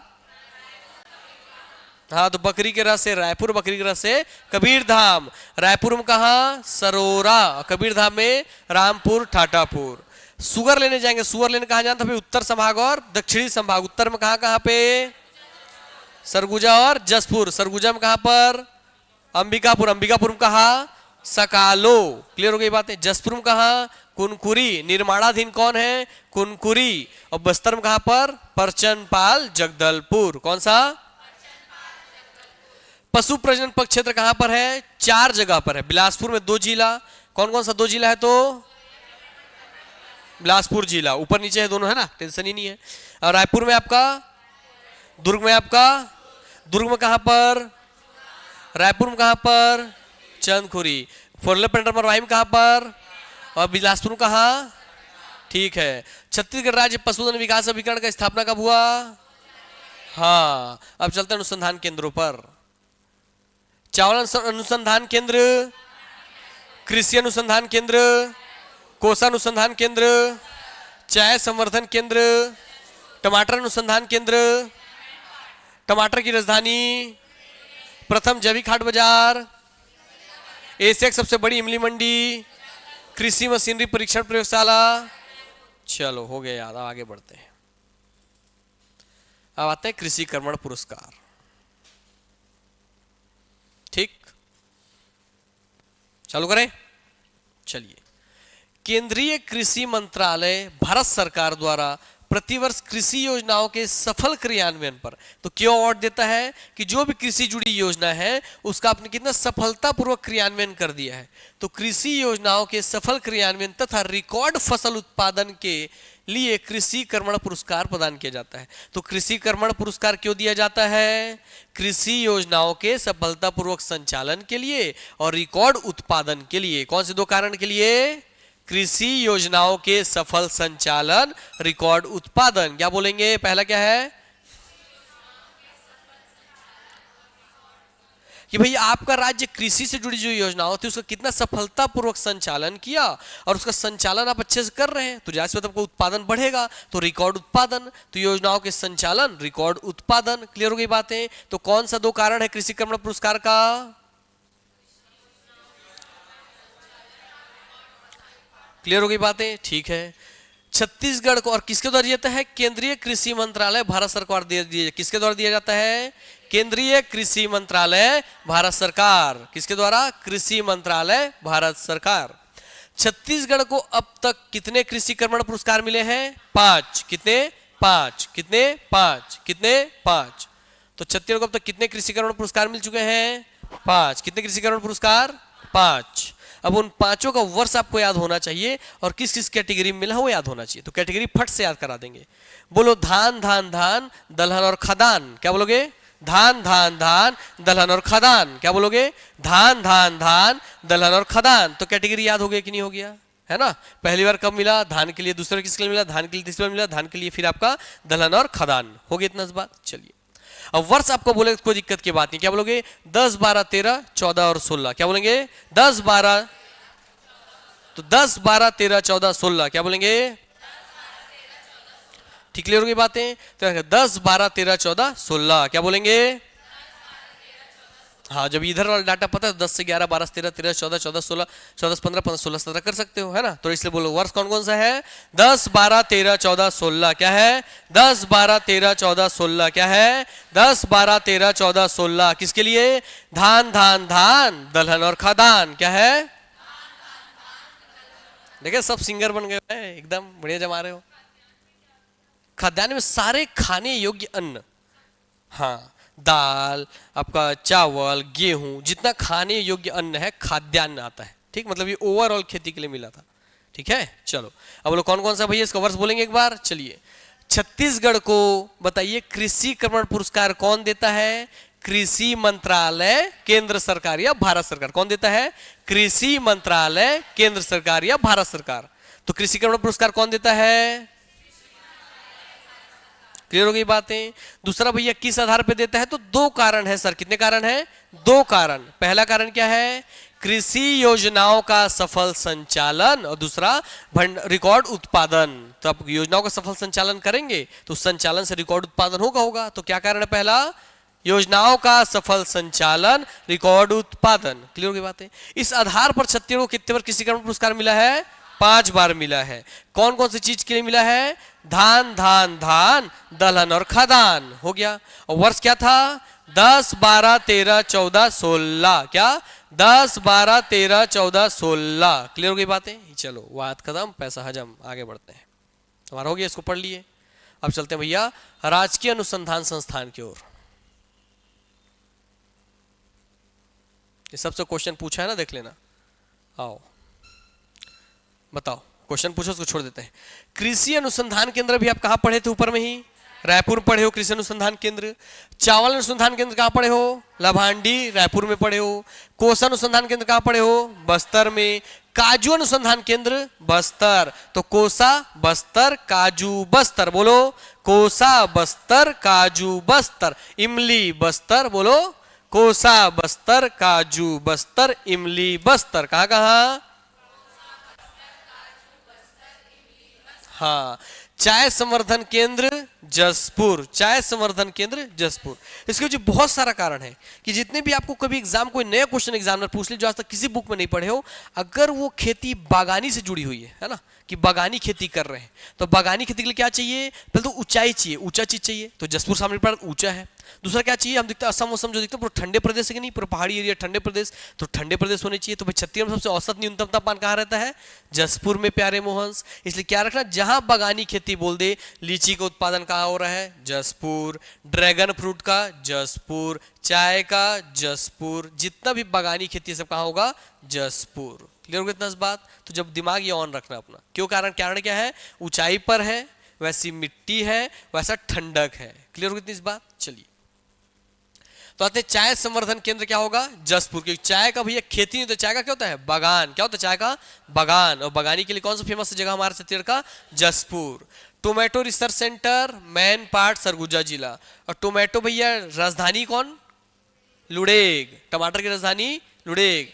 कृषि मशीनरी परीक्षण प्रयोगशाला रायपुर। एशिया की सबसे बड़ी इमली मंडी जगदलपुर। क्लियर हो गई इस बात? चलिए आगे बढ़ते हैं। अब जीआई टैग है ना, ज्योग्राफिकल इंडेक्स। क्या होता है? Geographical identification. क्या होता है? ज्योग्राफिकल आइडेंटिफिकेशन मतलब एक निश्चित किसी ज्योग्राफी को समझिएगा इस बात को, क्या होता है? GI tag. इससे होता कुछ नहीं है, बस वो चीज आपके नाम से जानी जाती है। मान लीजिए कि भैया भारत है हमारा, ये हमारा कौन है? प्यारा भारत है हमारा। क्लियर हो गई बातें? तो भारत वही बोल देंगे कि क्या? बंगाल के रसगुल्ला है ना, बंगाल का रसगुल्ला, रसगुल्ला फेमस है बंगाल का। तो भाई पश्चिम बंगाल ने भैया और उड़ीसा ने दोनों ने रसगुल्ला के लिए क्लेम किया। क्लियर हो गई बातें? कि रसगुल्ला हमारा जीआई टैग होना चाहिए, रसगुल्ला हमारा जीआई टैग होना चाहिए। मतलब आप ये बोलना चाह रहे कि हमारे क्षेत्र विशेष में, और क्षेत्र मतलब आप जियोग्राफी का बात कर रहे हैं, इसलिए शब्द जाता है जी फॉर जियोग्राफिकल। क्या? जियोग्राफिकल। और आई फॉर आइडेंटिफिकेशन, की पूरी जियोग्राफी की एक आइडेंटिटी हो जाएगी वो रसगुल्ला। क्लियर हो गई बातें? अर्थात कोई विदेशी जब घूमने आते इससे फायदा होता है कि जब कोई विदेशी घूमने आएगा तो बोलेगा भारत में रसगुल्ला कहाँ से खाना चाहिए, तो आप क्या बोलेंगे? बंगाल का रसगुल्ला खाओ दादा, है ना। बुरेबासी छत्तीसगढ़ का खाओ दादा, वैसे ही। क्लियर हो गई बातें? इसी तरीके से भाई दो शब्द आते हैं, जियोग्राफिकल आइडेंटिफिकेशन, इसका एक टैग मिल जाता है आपको। क्लियर हो गई बातें? हालांकि टैग कुछ समय बाद खत्म हो जाता है, बार बार रिन्यू कराना पड़ता है। तो छत्तीसगढ़ के उत्पाद में किसको इसको जियोग्राफिकल आइडेंटिफिकेशन मिला है, वो चीज को हम देखते हैं। छत्तीसगढ़ के कुल कितने? 7। कितने? 7 उत्पादों को जीआई टैग प्रदान किया जा चुका है। कितने को? 7 को। तो आप भी अपने घरों में यूज किया करेंगे सातों चीजों का। क्लियर हो गई बातें? चलिए 7 में से 5 कितने हैं? किससे जुड़े हुए हैं? हस्तशिल्प से। किससे जुड़े हैं? हस्तशिल्प। और 2 किससे जुड़े हुए हैं? कृषि से। तो भाई कितने टोटल जियोग्राफिकल इंडेक्स मिले हमारे? छत्तीसगढ़ को कितने जीआई टैग प्राप्त है? 7 चीजों के लिए। कितने चीजों के लिए? 7। उसमें से हस्तशिल्प वाले कितने हैं? 5। और आपके कृषि जुड़े कितने हैं? 2। Very good. चलिए उन 7 को हम देख लेते हैं। तो बस्तर का ढोकरा शिल्प, कहाँ का कौन सा शिल्प? बस्तर का ढोकरा शिल्प। क्या? बस्तर का ढोकरा शिल्प, उसको क्या मिला है? GI tag. Bastar Dhokra logo, Bastar Dhokra का जो लोगो है उसको मिला है। क्लियर? तो ढोकरा से कितने हो गए? 2। फिर बस्तर आयरन क्राफ्ट, क्या है? Iron craft. तो क्या? Bastar Dhokra logo, Bastar iron craft, Bastar wooden craft. 4 याद हुआ? क्या क्या? बस्तर बस्तर बस्तर बस्तर। पहले बोलो कितना? बस्तर बस्तर बस्तर बस्तर। क्या भैया? हाँ। Dhokra Dhokra logo, iron craft, wooden craft. बोलो क्या? पहला Dhokra Dhokra logo, iron craft, wooden craft. क्या है? Dhokra Dhokra logo, iron craft, wooden craft. Iron भैया लोहे से बनाएगा कलाकृति, वुडन में लकड़ी से बनाएंगे कलाकृति, और सब हाथ से बनाते हैं इसलिए हस्तशिल्प है ये। फिर अगला कौन आ गया? चापा सिल्क। कौन आ गया? चापा सिल्क साड़ी और कपड़े। कौन आ गया? चापा सिल्क साड़ी और लड़के कपड़े बोल रहा हूँ, है ना, क्योंकि लड़की ध्यान में आ गई थी इसलिए लड़के निकल जा रहा था। क्योंकि भैया लड़कियां भैया अपने बहुत सिल्क साड़ी पहनने के लिए फेमस होती है ना, सबका सपना एक बार सिल्क साड़ी रखूं मैं, है ना, सिल्क साड़ी पहनूं, सिल्क साड़ी मस्त होता है, हमेशा नया रहता है, कहीं पुराना नहीं होता है, बढ़िया होता है। और हम लोग सिल्क साड़ी कहाँ का फेमस है? अरे भारत में, साउथ का नहीं, साउथ का सिल्क नहीं होता, नो, बनारस का। बनारसी सिल्क के नाम से ही दुकान बिकता है क्या? बनारसी सिल्क, है ना। तो बनारसी सिल्क जो कि फेमस है। तो अब आपको बनारस नहीं जाना, अब आपको कहाँ जाना? छत्तीसगढ़ में चांपा सिल्क। कहाँ जाना है? तो हमन छत्तीसगढ़ी मन कहाँ सिल्क पहनबो? चांपा के। मगर पहनता हो नहीं, तू मन जानता हो मैं कहाँ पहनना है, मगर चांपा सिल्क। भैया याद रखिएगा कि हस्तशिल्प है, ये हाथ से बनाया जाता है, इसलिए इसका प्राइस बहुत ज्यादा होता है। इसका एक रेशा जो होता है, हाँ, बहुत मेहनत का काम होता है ये, इसलिए इसका प्राइस बहुत ज्यादा। और प्राइस ज्यादा होने के कारण बड़ी बड़ी कंपनियां लग गई हैं, वो सिल्क का भैया डुप्लीकेट पैटर्न निकालते जाती हैं, ठीक है, मशीन से करने वाला, इसलिए सस्ता मिल जाता है, ठीक है। तो याद रखना। आओ, हालांकि फील दोनों का अभी भी अलग ही होता है, मशीन का मशीन जैसे ही और हाथ का हाथ जैसे ही होता है। तो सिल्क साड़ी लेने कहाँ जाओगे आप लोग? सिल्क का कपड़ा लेने कहाँ जाओगे? चांपा, ठीक है। अब आते हैं भैया, ये हो गए 5 तो कितने? हस्तशिल्प। 5 हस्तशिल्प खत्म हो गए। 5 हस्तशिल्प क्या बोलोगे? बस्तर बस्तर बस्तर बस्तर चांपा। क्या बोलोगे? चांपा। पहले क्या बोलोगे? Dhokra, Dhokra logo, iron craft, wooden craft, silk sari और कपड़ा। चांपा का सिल्क साड़ी और कपड़ा, ये हो गए कितने? 5 हस्तशिल्प। अब 2 चलते हैं किसकी ओर? कृषि की ओर। कृषि में पहला क्या है? जीरा फूल चावल और नगरी दुबराज चावल। कौन कौन सा? जीरा फूल चावल, नगरी दुबराज चावल। कौन कौन सा? भाई जीरा फूल चावल को कब मिला जीआई टैग? और नगरी दुबराज को याद रखना है। तो कृषि में किसको किसको मिला है? जीरा फूल चावल 2019 में और नगरी दुबराज चावल 2021 में। तो 19 और 21 में मिला है। किसको किसको मिला है? जीरा फूल को और दुबराज को। किसको किसको? जीरा फूल को और दुबराज चावल को। कौन से 2 चावल को? हाँ, जीरा फूल चावल भैया अत्यधिक सेंटेड होता है, मस्त, खाने मजा आ जाता है, मगर बहुत रेट होता है, मगर खा लेना जरूर, अच्छा लगेगा। आओ आगे बढ़ते हैं। ठीक, चलो ठीक। क्वेश्चन इस सबसे पूछ रहा है, ध्यान रखना, इसमें सब एक पूछा है, इतने सर पूछने के लिए बचे हुए हैं। क्लियर हो गई बातें ना? चलो आगे बढ़ते हैं अब।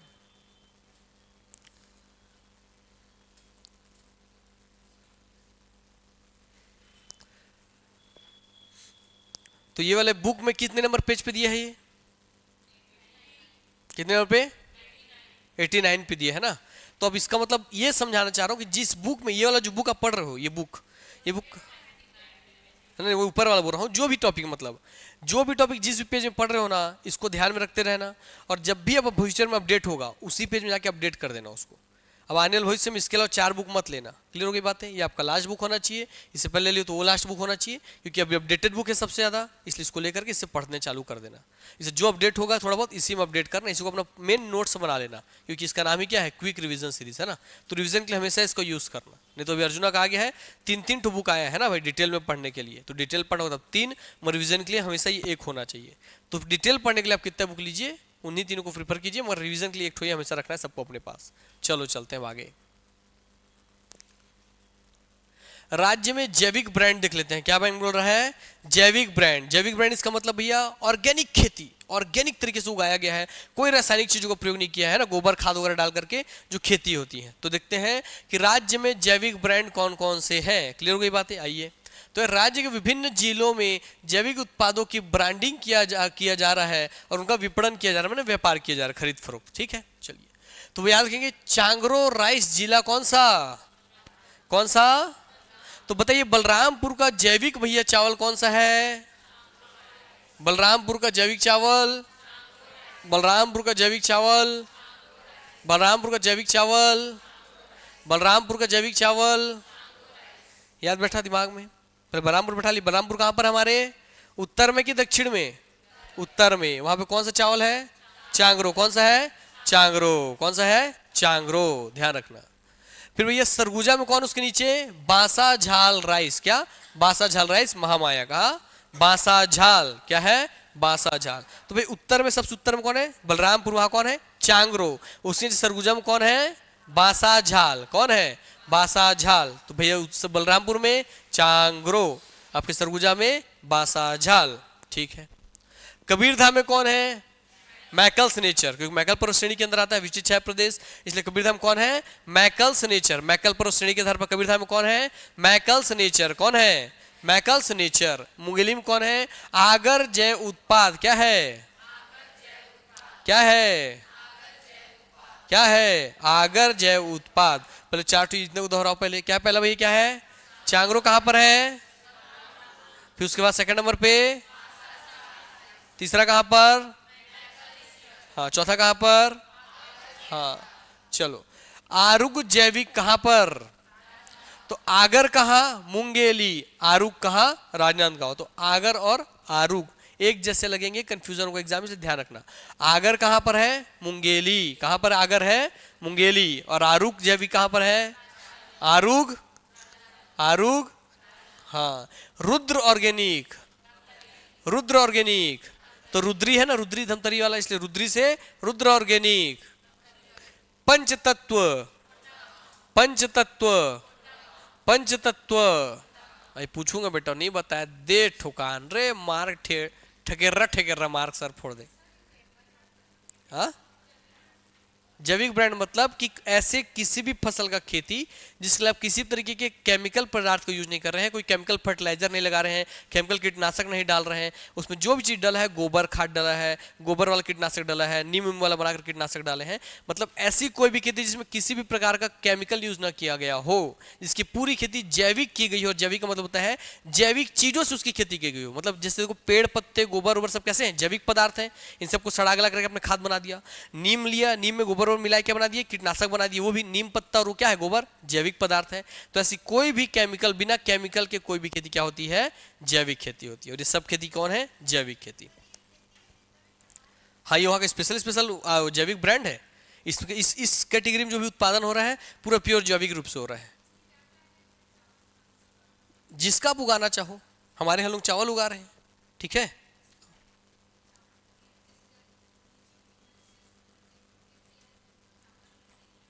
तो जरूरी नहीं है ना चावल उगाना, आप किसी का भी ऑर्गेनिक खेती कर सकते हो। ऑर्गेनिक आप केला उगा लो, ऑर्गेनिक टमाटर उगा लो। कुल मिला के जैविक खेती का मतलब है कि आप केमिकल यूज नहीं करोगे, बस केवल केमिकल यूज नहीं करना है। क्लियर हो गई बात है? हाँ। अब उसके अलावा आप जो भी उगा रहे हो, जैसे आप आजकल आप देखेंगे कि जब आप जाएंगे ना तो ऑर्गेनिक गोभी आएगा और एक डिस ऑर्गेनिक गोभी आएगा। जो साल भर ऑर्गेनिक गोभी का रेट ज्यादा होता है, क्योंकि भाई उसको गोबर खाद से उगाना है, उसमें खर्चा ज़्यादा है, मेहनत ज़्यादा है, प्रोडक्शन कम, इसलिए जैविक जो उत्पाद उसका रेट ज़्यादा होता है, इसलिए महंगा आता है। और महंगे के चक्कर में हम क्या करते हैं? वो केमिकल वाला खा लेते हैं, है ना, सस्ता, और उसको खरीद कर खाते हैं। और फिर क्या होता है? वही केमिकल हमारे शरीर में जाता है और वो कैंसर कर देता है, और कैंसर करने लगता है, ट्यूमर करने लग जाता है, अलग अलग बीमारी करने लग जाता है, जिसके चक्कर में फिर हम लोग जितना पैसा बचाए थे ये गोभी ना खा करके सब इधर निकल जाता है डॉक्टर के पास। ठीक नहीं मिलेगा। अब तुम लोग बिना ऑर्गेनिक वाला खा ही नहीं सकते, भूल जाओ। हाँ, कोशिश कर लो। चावल आवल सब्जी भाजी घर में बढ़िया से खेत खरीदो, सरकारी अधिकारी बन करके मस्त खुद से उगाओ, खुद से खेती करवाओ। अभी भी अच्छे अच्छे जो किसान होंगे आपके परिचित में भी, उन लोग अपने खाने के लिए जो चावल उगाते होंगे ऑर्गेनिक तरीके से उगाते होंगे। बड़े बड़े गांव में होता है ना, आपके गांव खुद ऐसे लोग होंगे जो अपनी खेत खाने का अनाज उगाएंगे ऑर्गेनिक तरीके से उगाएंगे, कोई फर्टिलाइजर नहीं डालते हैं, क्योंकि मतलब ही नहीं है उन लोगों को। आओ आगे बढ़ते हैं हम। अब आते हैं आदिम ब्रांड कहाँ का है? आदिम ब्रांड। तो आदिम ब्रांड के द से दंतेवाड़ा क्या बोलेंगे? आदिम के द से, आदिम के द से Bastar natural, Bastar natural. Kelo brand, Kelo brand, Kelo नदी के नाम पे Shivnath organic, Shivnath organic, Raipur organic, Balod organic, Jaspur agro Agrofresh Jaspur. तो ये सब तो नाम वाले, इसमें टेंशन ही नहीं है, है ना। जो बिना नाम के पास आपको उतना ही को याद करना था। चांगरो, बासाझाल, मैकल्स, आगर, आरुग, रुद्र, पंचतत्व और आदिम, बाकी सब तो नाम से ही पता चल जाएंगे आप लोगों को, है ना। चलिए,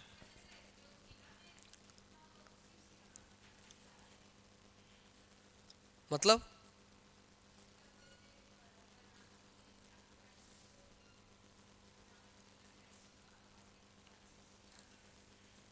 हाँ, आपका छत्तीसगढ़ में इसके लिए की योजना चला हुआ है ना, जैविक जिला बनाना। क्या जिला बनाना? जैविक जिला। तो उसी के तहत ही काम किया जा रहा है। हाँ हाँ हाँ, जितने भी किसान, जितने भी किसान ऑर्गेनिक तरीके से चावल उगाएंगे वो सब जाकर किसी ब्रांडिंग नेम से पैकेजिंग होगी और वो जाकर के बटेगी। क्लियर हो गई बातें? और कुछ नहीं है, ठीक। किसानों की समृद्धि में भागीदार मोदी सरकार, खरीफ वर्ष 2023-24 में के लिए न्यूनतम समर्थन मूल्य घोषित। ये सब पढ़ चुके हैं, चलिए आगे बढ़ते हैं। पढ़ा दिए थे कल, है ना, 2040 2060 से पढ़े थे ना कल। हाँ, तो कैसे बोल रहे? नहीं, चलो छत्तीसगढ़ कृषि विकास की प्रमुख योजनाएं अब देख लेते हैं। हालांकि योजना तो पढ़ाना है ज्योग्राफी में, योजना थोड़ी पढ़ाऊंगा ज्योग्राफी में, बताओ काहे पढ़ाऊंगा, सब याद करा दो जो चाहते हो घर में बैठा बैठा के। चलो पढ़ा देते हैं, फिर भी अब है तो भाई पढ़ा देते हैं। नुकसान, चलो सुराजी गांव योजना, पहला योजना कौन सा दिख रहा है हम लोग, सुराजी गांव योजना। कौन सी योजना, सुराजी गांव योजना। धड़ल्ले से भैया इससे क्वेश्चन पूछता है, इसलिए इसका एक एक लाइन याद होना चाहिए, जैसे आपको सब लाइन याद है, ठीक। इसलिए चलो आंख बंद करो फटाक से एक बार, तो आप लोग सबके सब, बेईमानी कोई नहीं करेगा, आंख बंद करो, चीटिंग नहीं, मेरे को दिख रहा है किसका आंख खुला, आंख नहीं खुलना, जब सबके सब सुने हो पूछेंगे भैया ऑर्गेनिक वाला। चलो आंख बंद करो फटाक से, बताओ चांगरो कहाँ है, बांसाझाल, मैकल्स नेचर, आगर, आरूग, रुद्र ऑर्गेनिक, पंच तत्व, आदिम ब्रांड, और आदिम ब्रांड साथ एक पंच तत्व दंतेवाड़ा में भी याद रखना। पंच तत्व कहाँ, तो कोंडागांव और दंतेवाड़ा। पंच तत्व कहाँ कहाँ, कोंडागांव दंतेवाड़ा। और आदिम कहाँ, Bastar natural, Kelo brand, Shivnath organic, Raipur organic, Balod organic, Jaspur Agrofresh, ठीक है। पंच तत्व कहाँ का याद रखना है, कोंडागांव दंतेवाड़ा। क्लियर हो गई बातें। चांगरो, चांगरो, घाघरो, फाफड़ो, घाघरो निचोली। चलो आओ अब चलते हैं सुराजी गांव योजना की तरफ, ठीक है। हम पढ़ेंगे अब आपका सुराजी गांव योजना। तो भाई इसका आरंभ कब किया गया, तो 8 फरवरी 2019। कब किया गया, अब मुद्दा तो योजना में तो सबका स्थापना दिवस है, अब हर नाम के साथ उसका स्थापना दिवस याद होना चाहिए, इसलिए इसको जितना बार पढ़ोगे उतना ही याद रहेगा, बाकी भूल जाओगे, है ना। तो मैं पढ़ा के खत्म कर देता हूँ, बाकी याद भैया आपको करना पड़ेगा। तो सुराजी गांव योजना के तहत ही इसके प्रमुख घटक कौन कौन है, तो नरवा, गरुआ, घुरुआऊ, बारी, एला, बचाना, हे संगवारी, ये चारों भाई किसके अंदर आते हैं, सुराजी गांव योजना के अंतर्गत आते हैं। किसके अंदर आते हैं, इसलिए भैया बताइए कि सबसे ज्यादा कौन सी तिथि को इसका स्थापना किया गया, तो कब किया गया, कब किया गया, हाँ तो बताओ सुराजी गांव योजना कब चालू हुआ।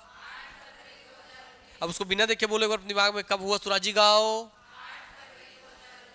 और जब उधर देख रहे हो, दिमाग में देख रहे हो, तो उस बोर्ड में मत देखना, उसको इमेजिन करो। 8 लिखा था, फिर फरवरी, फिर 2019, उसको एक बार इमेजिन करके बोलो कब हुआ है, तो 8 फरवरी 2019। कब, 8 फरवरी 2019। कौन सी योजना, सुराजी गांव योजना। उसके घटक कौन कौन है, नरवा, गरुआ, घुरुआ, औ बारी, एला, बचाना, हे संगवारी। और सरकारेश नहीं बची इस बेचारा। चलो योजना के उद्देश्य क्या है, ग्रामीण अर्थव्यवस्था को सुदृढ़ करना। क्या है, ग्रामीण अर्थव्यवस्था को सुदृढ़ करना, है ना। हाँ तो इसका उद्देश्य याद रखिएगा, पूछता है भैया सीधा सीधा कि भाई सुराजी गांव योजना का उद्देश्य क्या है, तो भाई ग्रामीण की अर्थव्यवस्था को सुदृढ़ करना। कैसे सुदृढ़ कर रहा है, देखिए नरवा बना देगा, है ना भाई, मतलब भाई नाला बना देगा छोटे छोटे, तो पानी पहुंचे खेत खेत तक, फसल उत्पादन बढ़ गया, तो भाई आदमी को भाई पानी की सिंचाई सुविधा उपलब्ध हो गई, फसल अधिक तो पैसा ज्यादा, अर्थव्यवस्था मजबूत। गरुआ में कैसे, जितने भाई लवारिस गांव उन सबको उपचार करो, इलाज करो, ठीक करो, उनका भाई दूध प्रोडक्शन चालू करो, तो उससे अर्थव्यवस्था मजबूत हो जाएगी। उसी गाय को जब आप ठीक करो नस्ल को, उनका गोबर को ले लो भैया, है ना, घुरुआ बना दो, उसका मतलब गोबर खाद बना दो और अपने खेत में यूज करो उसको। क्लियर हो गई बातें। तो घुरुआ से भी अर्थव्यवस्था मजबूत होगी। और बाड़ी में क्या करो, खुद को उसी गोबर का यूज कर लो और खुद के बाड़ी में भाजी उगाओ, ऑर्गेनिक भाजी, और उसी को खाओ भैया, ठीक है, ऑर्गेनिक सब्जी भाजी खाओ, मस्त रहो बिना बीमारी के, तो अर्थव्यवस्था मजबूत। इसलिए क्या उद्देश्य होगा, ग्रामीण अर्थव्यवस्था को सुदृढ़ करना। हाँ चिल्लाक बोल सकते हो, उनका कोई दिक्कत नहीं, हमारे पास स्लो नहीं बोलना अपने यहाँ। धरसा विकास योजना, अगला कौन सी योजना है, कौन सी योजना है, धरसा विकास योजना। प्रारंभ कब हुआ था, तो भाई सुराजी गांव योजना कब हुआ था, बार बार रिकॉल करना, सुराजी गांव योजना और धरसा योजना, धरसा योजना, धरसा योजना। योजना का उद्देश्य क्या है, खेतों तक जाने वाले कच्चे रास्तों को पक्का करना। क्या करना, तो क्योंकि खेतों के बीच जाने वाले जो मेड़ होता है उसे हम क्या बोलते हैं, धरसा। क्या बोलते हैं, धरसा। तो खेतों में जाने वाले रास्ते को क्या कहते हैं, धरसा। इसलिए मैं नाम ही दे दिया धरसा का विकास करना, मतलब उसको कच्चे से क्या कर देना, पक्का कर देना। और कौन सा कब का बात हो रही है, 6 अक्टूबर 2020। चलो इससे पहले दोनों का डेट दोहराओ, उसका दोहराओ भैया सुराजी का, और उसका भैया धरसा का, हाँ, अब अगला है गोधन न्याय योजना। क्या है अगला? प्रारंभ कब हुआ था गोधन न्याय योजना? 20 जुलाई 20। कैसे बोलोगे? क्या? और कौन सा योजना? योजना का उद्देश्य क्या था? अब ध्यान से पढ़िएगा। गोबर खरीदी कर पशुपालकों की आय में वृद्धि करना। तो पहला हो गया भैया कि जो भी गांव को गोधन न्याय योजना, जो भी गांव को पाल रहा है उनके साथ न्याय होना चाहिए। जो भी गोधन को पाल रहा है उसके साथ न्याय होना चाहिए। न्याय कैसे होगा? कि उसका जो गोबर है उसको भैया आप खरीद के उसको पैसा दे दीजिए। इसलिए क्या है इसको उद्देश्य? पहला, गोबर खरीदी पर पशुपालकों की आय में वृद्धि करना। दूसरा क्या है? ग्रामीण क्षेत्र में रोजगार के अवसर में वृद्धि करना। इसके लिए बहुत मजाक बनाए उद्देश्य लोग है ना, छत्तीसगढ़ लोग मजाक बनाते हैं कि मतलब बेरोजगार कर दी से 5 साल वैकेंसी नहीं लाई से, मतलब कहते जाते गांव में गोबर बीन और इसलिए बेच के पैसा कमा करके। मगर बहुत अच्छी योजना है ये, ठीक है। अभी तक जिस गोबर को भी ये लोग फेंक देते थे, पड़े रहता था सड़क में, इससे एक और भी फायदा हुआ कि इसको सफाई हो गया है ना, सफाई कम बढ़ गया। दूसरों पड़े हुए वेस्ट को इसको लोग वेस्ट समझते, उसका कीमत भी मिल रहा है कुछ ना कुछ। तो something is better than nothing, कुछ नहीं से कुछ सही। चलिए, और क्या है? जैविक खाद के उपयोग को बढ़ावा देना। क्योंकि देखिए, गोबर खरीदी कर लेंगे, इनको पैसा दे देंगे और उस गोबर से क्या करेंगे हम लोग? आपका जैविक खाद बनेगा। और जैविक खाद बनेगा तो आदमी लगेगा ना रोजगार के लिए, है ना, कि आज 4 आदमी को रखना पड़ेगा गोबर खाद बनाने के लिए। इसलिए जैविक खाद के उपयोग को बढ़ावा देते हुए भूमि की उर्वरता में सुधार करना। तो जैविक खाद बढ़ेगा तो जैविक खेती करेंगे और जैविक जिला बनेंगे। जैसे पूरे भारत का सबसे पहला जैविक राज्य कौन सा? पूरा राज्य जैविक खेती करता है। कौन है? नहीं, सिक्किम। कौन है? सिक्किम। मतलब अब पूरा राज्य कैसी खेती करता है? जैविक खेती करता है। तो जो भी खा रहे हैं सब्जी भाजी फल फूल सब कैसा है? ऑर्गेनिक है। मतलब भैया वो अंदरूनी बीमारी से ग्रसित होके तो नहीं मरने वाले, उनकी आने वाली पीढ़ी भी ग्रसित होके नहीं मरेगी, ठीक है। सब बढ़िया बढ़िया चीज खा रहे हैं हम लोग। आओ, गोबर खरीदी कैसे किया जाता था? 2 रुपए प्रति किलो की दर से। कैसे? प्राप्त पुरस्कार, इसके लिए अवार्ड मिला था हमको। कौन सा अवार्ड? तो स्कॉच गोल्ड अवार्ड 2021। क्या मिला था? तो याद रखना, गोधन न्याय योजना को कौन सा अवार्ड मिला है? Scotch gold award. कौन सा अवार्ड? कब मिला है? और लॉन्च कब हुआ था? तो देखो 20 में लॉन्च हुआ, 21 में अवार्ड मिल गया। ऐसे याद रखना। क्लियर हो गई बातें? तो इसका डेट क्या है? 20 जुलाई 20, स्कॉच गोल्ड अवार्ड 2021। गोबर कैसे रुपए किलो? 2 रुपए किलो। चलो, अब ठेला में लेके मत निकल जाना भेजने, ठीक है। छत्तीसगढ़ मिलेट मिशन, अगला कौन है भैया? Chhattisgarh millet mission. प्रारंभ इसका किया गया था 10 सितंबर 2021 को, ठीक है। अब 3 से ऊपर पढ़ चुके हो तो बताओ सुराजी का कौन सा डेट था? 8 फरवरी 2019। उसके बाद का 6 अक्टूबर 2020 और इसका क्या है? 20 जुलाई 20। क्लियर हो गई बात है? अवार्ड कब मिला इसको? 2021। कौन सा अवार्ड? Scotch gold award. हो गया इतना बात। चलो, अगला योजना कौन सा है? Chhattisgarh millet mission. कौन सा है? हाँ, इसका प्रारंभ कब किए? तो 10 सितंबर 2021। तो क्या क्या कौन सा योजना जुड़ा है 10 सितंबर 2021? किससे जुड़ा है? मिलेट मिशन से। इसका योजना का उद्देश्य क्या है? तो मोटे अनाज जैसे कि कोदो कुटकी मक्का ज्वार बाजरा आदि को बढ़ावा देना। तो मिलेट मिशन का मूल उद्देश्य क्या है? मोटे अनाज के उत्पादन को बढ़ावा देना। क्या? मोटे अनाज के उत्पादन को बढ़ावा देना। तो म से मिलेट, म से मोटे अनाज के उत्पादन को बढ़ावा देना। याद रहेगा? चलो, मोटे अनाज कौन कौन आते हैं? कोदो कुटकी मक्का ज्वार बाजरा, ऐसे सब आते हैं। एमओयू, इसमें किसके साथ एमओयू साइन किया गया था? एमओयू का फुल फॉर्म क्या होता है बताओ? है? एमओयू का फुल फॉर्म क्या होता है भाई? छत्तीसगढ़ सरकार ने एमओयू साइन किया Indian institute millet mission Hyderabad plus Chhattisgarh शासन के बीच में एमओयू हुआ। तो छत्तीसगढ़ शासन ने एमओयू किससे साइन किया है? गूगल? हाँ, very good, without Google, very good. तो मेमोरेंडम ऑफ अंडरस्टैंडिंग है ना। मेमोरेंडम अंडरस्टैंडिंग मतलब क्या है? इसको गहराई समझ जरूरी है कि मेमोरेंडम ऑफ अंडरस्टैंडिंग साइन हो गया मतलब चलो हम दोनों अपनी आपसी समझ से हम ये वादा करते हैं कि भाई हम इस चीज पे काम करेंगे। मगर मेमोरेंडम ऑफ अंडरस्टैंडिंग कभी भी कंफर्म काम करने का बॉन्ड नहीं है। मतलब एमओयू बहुत साइन होते हैं, काम नहीं होता है। तो एमओयू की क्लेम पे आप नहीं बोल सकते कि तुमने हमारे साथ एमओयू साइन किया था, हम तुम्हें केस करेंगे, तुम काम नहीं कर सकते। एमओयू क्या है कि आप राजी हो गए मौखिक तौर पर कि चलो ठीक है भाई हम लोग राजी हैं, दोनों मिलकर काम करेंगे। तो क्या साइन होता है? Memorandum of understanding. क्लियर हो गई बातें? क्या इसका फुल फॉर्म बताइए? हाँ, मेमोरेंडम ऑफ अंडरस्टैंडिंग, इसको बोलते शॉर्ट में एमओयू। एक बार मैडम के लिए जोरदार ताली बजा दो भाई, वेरी गुड। हाँ चलो, एमओयू में शामिल जिले कितने? छत्तीसगढ़ के 14 जिले। कितने जिले? 14 जिले। क्लियर हो गई बातें? आओ, तो एमओयू शामिल जिले छत्तीसगढ़ में कितने हैं? 14 जिले। तो भैया इसके तहत छत्तीसगढ़ मिलेट मिशन कितने जिलों से सम्मिलित कर दिया गया है? 14 जिलों को। और किसके साथ एमओयू साइन हुआ? तो Indian institute millet mission Hyderabad. किसके साथ? हाँ, छत्तीसगढ़ कितने जिले? हाँ, आओ आगे बढ़ते हैं। राजीव गांधी, और इसलिए आजकल मिलेट कैफे भी खुल रहा है, देखे होंगे मिलेट कैफे खुल रहा था ना, है ना? रायगढ़ में भी है, बिलासपुर में भी है, सब जगह लगभग खुला हुआ है। ठीक है, तो जाया करो, हम मस्त बड़ा बड़ा खाया करो, बढ़िया। ठीक है, आओ, सब मोटे अनाज से बना रहेगा, बढ़िया। चलो, राजीव गांधी ग्रामीण भूमिहीन कृषि मजदूर न्याय योजना, क्या है नाम? क्या भैया, क्या बोलोगे? तो भाई ग्रामीण स्थिति पर जो भी भूमिहीन कृषि मजदूर है, कृषक नहीं, कृषि मजदूर है, कौन? कृषि मजदूर। बहुत जरूरी समझना, आप इसको समझते साथ समझेंगे कि किसान के लिए है, किसान के लिए बात नहीं है, किसानी में काम करने वाले मजदूर के लिए है। किसके लिए है ये? मजदूर के लिए है। ठीक है, प्रारंभ इसका कब हुआ? तो भैया 3 फरवरी 2022। तो 3-2-22, क्या क्या क्या?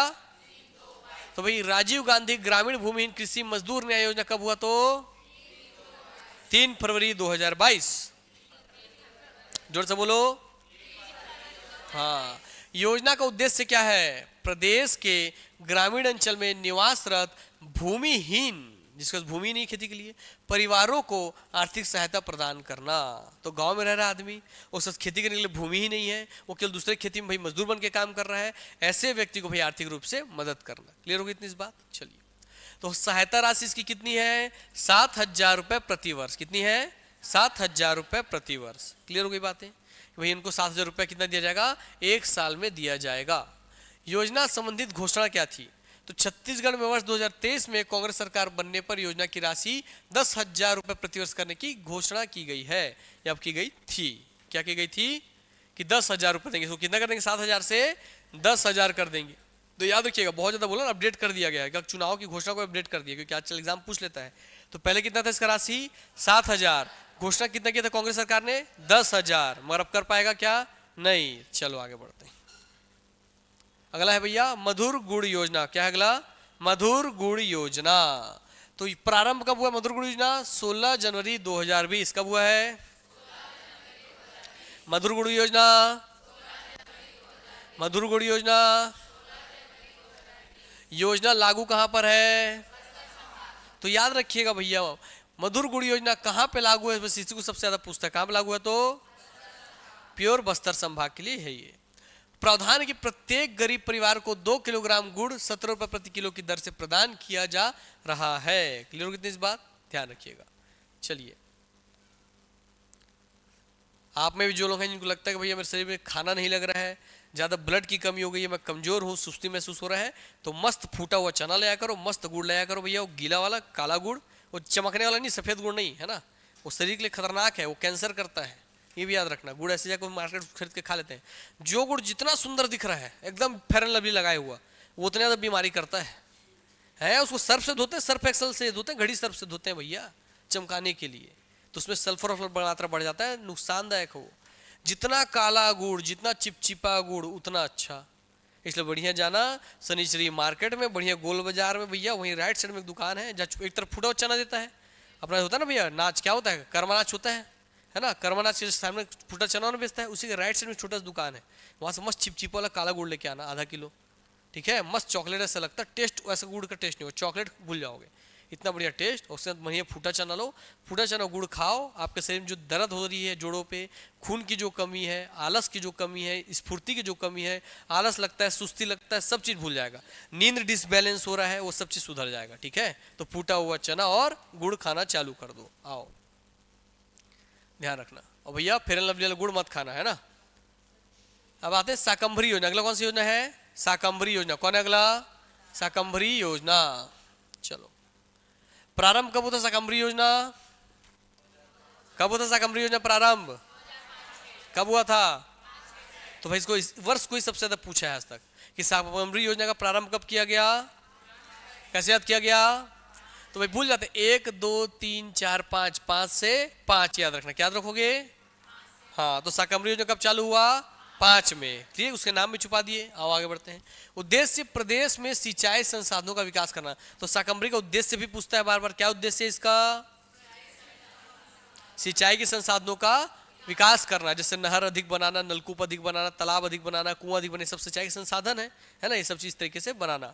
तो शाकंभरी योजना का उद्देश्य क्या है? सिंचाई संसाधनों का विकास करना। क्या करना?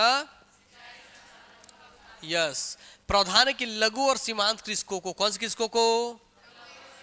प्रदेश में कितने लाख कृषक परिवार हैं? 40 लाख। उसमें का कितना परसेंट लघु और सीमांत कृषक है? 82%। कितना परसेंट? हाँ, तो वही 82% जो सबसे ज्यादा किसान इसी में आते हैं, है ना, जमीन बहुत कम बेचारों के पास, उन्हीं का बात कर रहा है। लघु और सीमांत कृषकों को 5 HP विद्युत सबमर्सिबल पंप एवं डीजल पंप या पेट्रोल पंप क्रय करने पर 75% या अधिकतम 16,875 रुपए की छूट देना। तो किसान जाए, वो जाकर क्या खरीदे? या तो विद्युत समर्सिबल पंप खरीद ले, कितना हॉर्स पावर का? 5 हॉर्स पावर का। इसको पूछा है ना, कितना हॉर्स पावर देता है? कितना हॉर्स पावर? 5 horse power. तो 5 हॉर्स पावर वर्ष 5 शब्द 5, क्लियर हो गई बात? अब याद रहेगा 5 हॉर्स पावर, ठीक है। 5 हॉर्स पावर का या तो विद्युत समर्सिबल पंप ले ले जो इलेक्ट्रिक से चलता है, इलेक्ट्रिक नहीं है उसके यहाँ तो डीजल वाला ले ले, ठीक, नहीं तो पेट्रोल वाला ले ले। अगर ये उस चीज को खरीदता है तो उसका 75% जो पैसा होगा कौन देगी? सरकार देगी। मगर मैक्सिमम 75%, मैक्सिमम पैसा कितना देगी? 16,875 रुपए। मतलब उसका 75% 16,875 ज्यादा नहीं होना चाहिए। इससे ज्यादा होगी तो किसान को खुद लगाना है, बाकी इतना पैसा सरकार उसको दे देगी। तो कितना? 75%, 16,875। क्या? जोर से बोलो, कितना परसेंट? कितना परसेंट? याद रहेगा आप लोगों को? यस। कुआं निर्माण करने पर, अब देखिए कुआं निर्माण कर रहे हैं, पंप वाला काम खत्म, आते हैं कुआं पे। कुआं निर्माण करने पर 50% या अधिकतम 34,200 रुपए की छूट। कितना देगा भैया बताइए? कुआं पे 50 34 200। क्या? 50 34 200। क्या?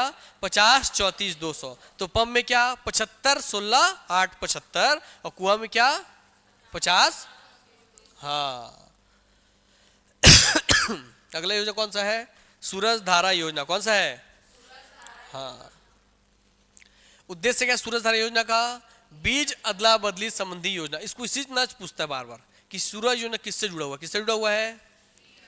किससे जुड़ा हुआ है? किससे जुड़ा हुआ है? अब बीज अदला बदली का मतलब ये नहीं है कि भैया मैं किसान हूं, पड़ोसी किसान में जा तो ले भैया, तो मोर बीज ले ले, तो अपन बीज ले ले, हम सूरज योजना में आगे हैं। नहीं, ये बोलता है कि आप ले आओ अपने घर से, जैसे आपको धान उगाना है तो अपने पास जो भी धान का बीज होगा, भले वो लो क्वालिटी का, आप वो धान का बीज लाइए 5 किलो 10 किलो जो भी आपके पास है, क्लियर हो गई बात है। और कृषि अनुसंधान केंद्र के पास आइए, वो 5 किलो का लो क्वालिटी का आपका कृषि बीज लेके आपको भैया मॉडिफाइड वाला, जेनेटिकली मॉडिफाइड GM बीज आपको दे दिया जाएगा, हाई यील्ड वैरायटी वाला HYV बीज आपको दे दिया जाएगा 5 किलो, क्लियर हो गई बात है। तो यही क्या है आपका सूरज धारा योजना। क्या है? और ऐसा करने से क्या होगा कि जब वो अच्छे क्वालिटी के ले जाकर बीज लगाएगा तो उत्पादन ज्यादा, फसल ज्यादा, तो क्या होगा? उसका अर्थव्यवस्था मजबूत होगा, कृषि का अर्थव्यवस्था मजबूत होगा, कृषक की जिंदगी में सुधार आएगा। आइए, हो गया। अब हम पढ़ेंगे क्या आज? वन संपदा। क्या है आज का टॉपिक? अब नया वन संपदा। अब ये कृषि किसानी बहुत पढ़ लिए, अब थोड़ा वन की ओर चलते हैं हम लोग, है ना। आइए, ठीक है, वन की ओर हम लोग थोड़ा चलते हैं। छत्तीसगढ़ प्राचीन काल से ही वन संपदा की दृष्टि से समृद्ध राज्य रहा है। क्यों बोल रही है लाइन? क्योंकि प्राचीन काल से भाई हमारे यहाँ बहुत अच्छा वन था। तब तो सिया राम जी आए थे ना वनवास काटने, वन नहीं रहे तो वनवास काटने कैसे आएंगे? मतलब प्राचीन काल से हमारे क्या था? वन समृद्ध था। क्लियर हो गई इस बात? मस्त घना घना वन था। हाँ, नहीं नहीं मोनिका, नहीं, ऐसा कर दूंगा तो फिर फॉर योर काइंड इन्फॉर्मेशन मैं बता देता हूं कि मुझे आप लोगों को टॉपिक पढ़ाना था 20 क्लासेस, मगर मेरी क्लासेस सोची कि 25 क्लासेस, मतलब मैं आप लोगों को जरूरत से ज्यादा लंबा करके क्लास पढ़ा रहा हूं, क्योंकि योजना जियोग्राफी में नहीं पढ़ाना चाहिए था, बट मैं I deal everything, any each and every शब्द, ईच एंड एवरी वर्ड्स, हाँ, ईच एंड एवरी पेज। तो आलसी करोगे तो भाई लास्ट में छोड़ दूंगा, मेरे को बोलेंगे सर आपका क्लास खत्म, फिर जितना बच्चे को छूट जाएगा। हाँ, इसीलिए संडे एक्स्ट्रा क्लास, एक दिन जीने खाने दोगे? हैं? कैसे मोटा रहूंगा यार? कितना मेंटेन रखना पड़ता है मोटापा, समझ रही हो बात?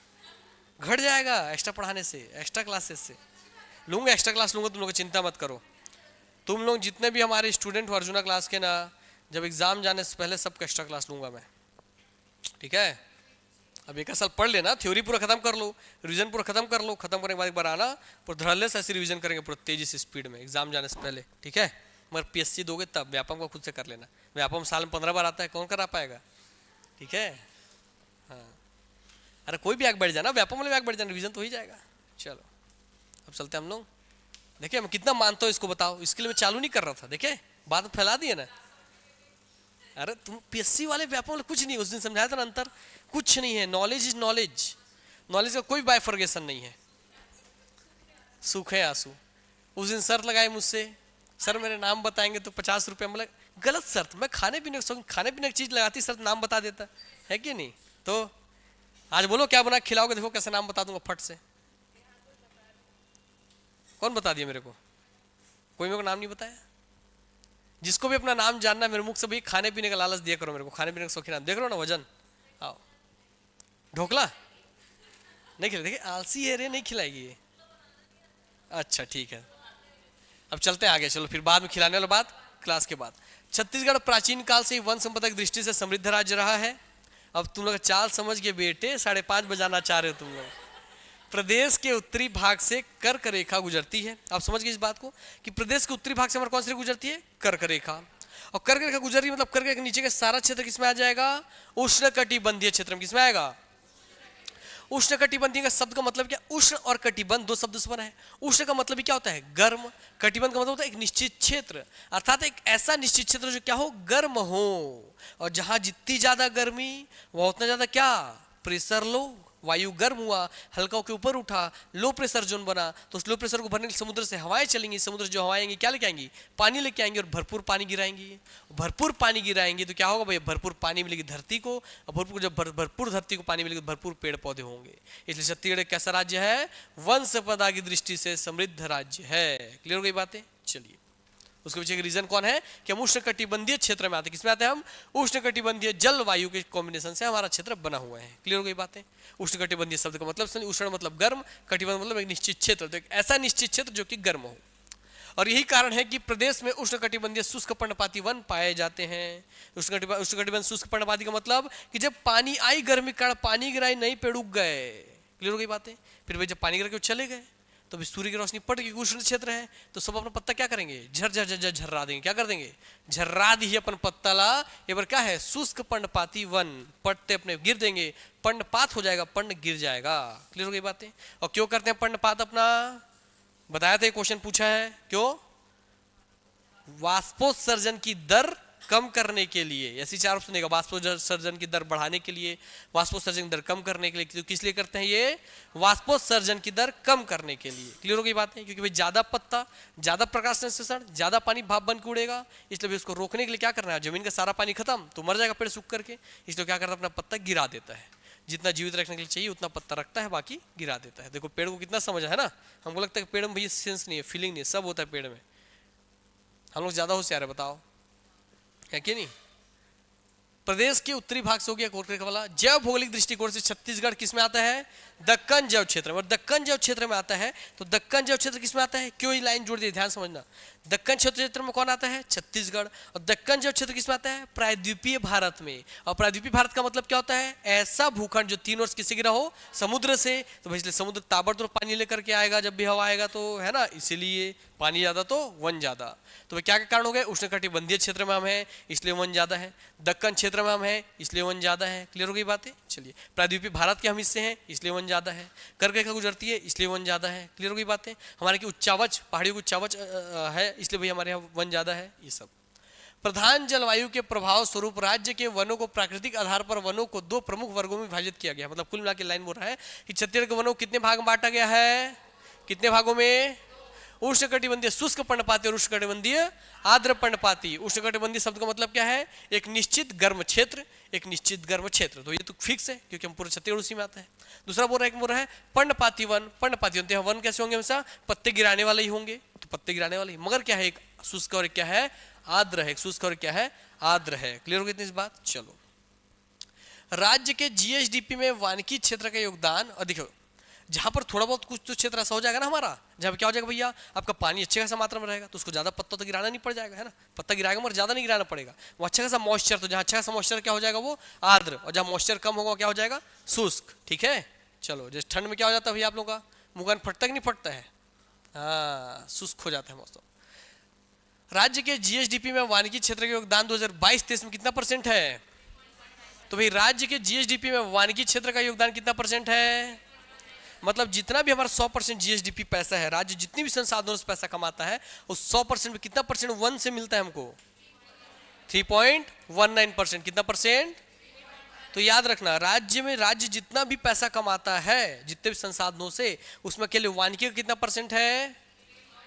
3.19%। कितना परसेंट?